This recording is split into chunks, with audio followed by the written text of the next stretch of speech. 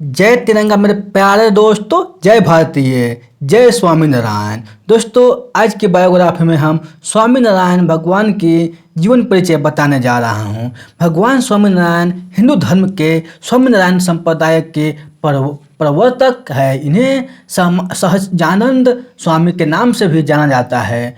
शिक्षा पत्री स्वामी नारायण संप्रदाय का मुख्य और पवित्र ग्रंथ है। इस ग्रंथ में 212 श्लोक संस्कृत भाषा में है और यह ग्रंथ भगवान स्वामी नारायण के द्वारा रचित है। इन्हें अवतारी पुरुष और ईश्वरी का स्वरूप माना जाता है। इनके अवतार के संकेत कई पुराण में भी मिलते हैं। भगवान स्वामी नारायण की जीवनी। नाम स्वामी नारायण, अन्य नाम सहजानंद स्वामी, नीलकंठ या नीलकंठ ब्रह्मचारी। बचपन का नाम घनश्याम। जन्म तिथि 3 अप्रैल 1781। जन्म स्थान छपिया नाम गांव में अयोध्या से 14 किलोमीटर दूर। पिता का नाम धर्मदेव, माता का नाम भक्ति देव, भाई राम प्रताप। मृत्यु तिथि 1830। भगवान श्री स्वामी नारायण का जन्म 3 अप्रैल सन 1781 ईस्वी में हुआ। इनके जन्म के पूर्व इनके माता पिता भक्ति देवी और धर्मदेव काशीपुरी की यात्रा पर गए थे, जहां स्वामी रामानंद जी का शिष्यत्व ग्रहण कर ईश्वर की पूजा आराधना किए, भगवान की कथामृत सुने और कई अन्य धार्मिक कार्य किए।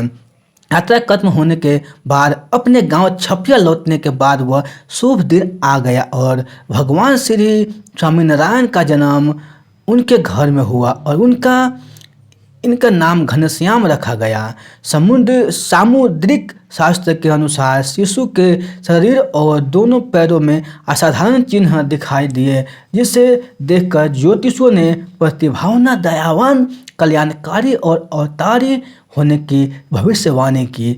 एक दिन इनके पिता धर्मदेव ने बालक घनश्याम को अभिरुचि और प्रतिभा का परीक्षण किया। उन्होंने एक जगह एक स्वर्ग मुद्रा, एक चाकू और एक गीता की पुस्तक को रख दिया। उस समय घनश्याम की आयु बहुत ही कम थी और उनके पिता ने पुत्र को समीप बुलाया। वो उन वस्तु में से एक चुनने के लिए कहते हैं। उससे पहले ही घनश्याम ने गीता की पुस्तक को अपने हाथ में उठा लिया, जिसे देखकर उनके पिता आश्चर्यचकित हो गए। भगवान स्वामीनारायण की शिक्षा। 10 वर्ष की आयु में ही बालक घनश्याम ने अपने पिता से वेद, उपनिषद, गीता, रामायण और महाभारत आदि की अध्ययन पूर्ण कर लिया। इनकी जितनी अच्छी विधा ग्रहण करने की शक्ति थी, उससे भी अच्छी उनकी अभिव्यक्ति की शक्ति थी, जिसे देखकर बड़े बड़े विद्वान आश्चर्यचकित हो जाते थे। बालक घनश्याम ने कम उम्र में ही मल्ल विद्या में कुशलता प्राप्त कर ली। बालक घनश्याम के 11 से 12 वर्ष की उम्र में ही इनके माता पिता का देहांत हो गया और 11 वर्ष 7 माह 1 दिन की उम्र में सन 1792 में घर से निकल पड़े। अंधेरी रात, आकाश में बिजलियां जोरों से चमक रही थी और इतनी ही जोर से वर्षा भी हो रही थी। घर से निकल जाने के बाद घनश्याम ने अपनी पहचान बदल डाली और अब वो नीलकंठ ब्रह्मचारी के नाम से प्रसिद्ध होने लगे। भगवान स्वामीनारायण की कथा। यह कथा भगवान श्री स्वामीनारायण के आत्मज्ञान और साहस को दर्शाता है। चलते चलते बाल प्रभु श्रीनगर पहुँचे और वहाँ पहुँचने पर शाम हो चुकी थी। समीप गांव में जाना उचित नहीं समझे, गांव के बाहर मठ के सामने एक पेड़ के नीचे अपना आसन लगाकर ध्यान में बैठ गए।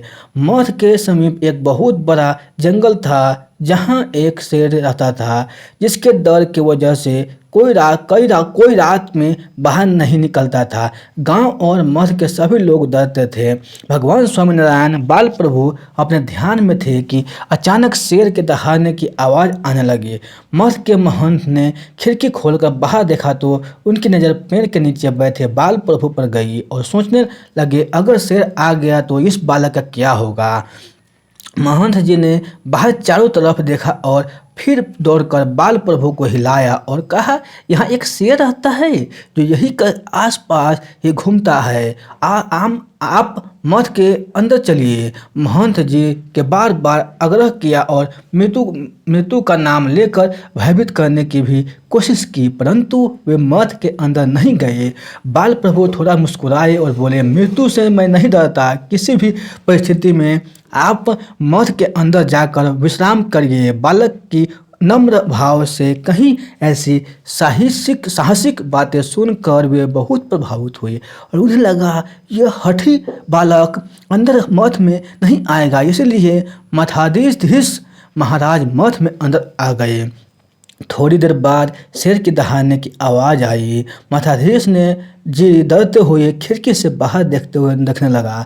उन्होंने देखा कि शेर कुछ देर तक बालक को देखकर गुर्राता रहा है और फिर पालतू कुत्ते की तरह उनके समीप बैठ गया। बाल प्रभु ने शेर के सिर पर हाथ फेरा और शेर के कुछ घंटों उनके समीप बैठा रहा। यह सब देखकर मठाधीश आश्चर्यचकित थे और समझा कि यह बालक निश्चित ही ईश्वर का अवतार है। भोर होने के बाद जब बाल प्रभु स्नान के लिए खड़े हुए तो शेर भी उनके साथ चल गया और कुछ दूर चलने के बाद शेर जंगल की झाड़ियों में अदृश्य हो गया। महंत जी अपने शिष्यों के साथ बाल ब्रह्मचारी से मिलने को आतुर दौड़ पड़े और बाल प्रभु के चरणों में गिर कर बोले, आप कौन है प्रभु? अब आप हमारे ही मठ में रहने की कृपा करें।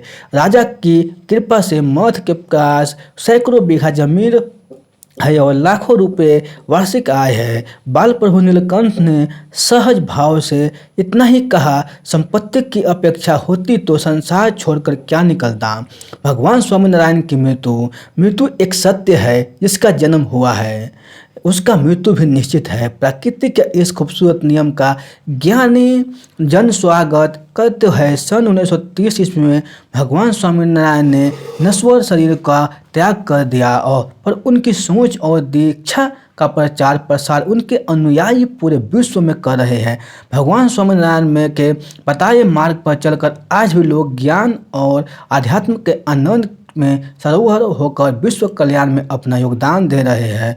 दोस्तों, ये बायोग्राफी आपको अच्छी लगी हो तो अपने दोस्तों को ज़रूर शेयर कीजिएगा। फिर मिलते हैं अगले बायोग्राफी में। तब तक आप खुश रहिए, सुरक्षित रहिए, अपने सेहत को अच्छी तरह से ध्यान रखिए, अपने परिवार से मिलजुल कर रहिए, क्योंकि देश पहले से कोरोना के बाद बदल गया है और आने वाले समय में और बदलने वाला है। धन्यवाद।